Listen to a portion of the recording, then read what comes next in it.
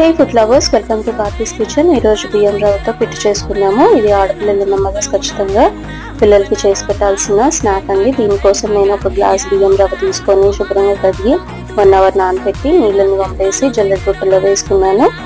ఈ లోపల పచ్చి కొబ్బరిని బరకగా మనం మిక్సీ పట్టుకోవాలి. ఇప్పుడు బియ్యం రవ్వలో సాల్ట్, పచ్చి కొబ్బరి వేసి బాగా కలిపి ఆవిరి మీద ఉడికించడానికి ఒక గిన్నె తీసుకొని దానిలో నీళ్ళు పోసి పైన ఒక తడి కర్చీఫ్ని కట్టి ఈ మిశ్రమాన్ని చిన్న సగం మీద ఒక ½ అన్ అవర్ ఉడికించుకోవాలి నేను చూపించినట్టు.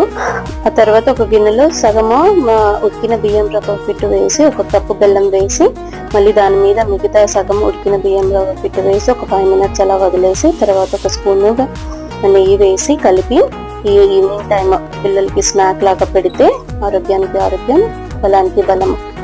మీరు కూడా తప్పకుండా మీ పిల్లలకి తినిపిస్తారని ఆశిస్తున్నాను. Thank you for watching. Love you all.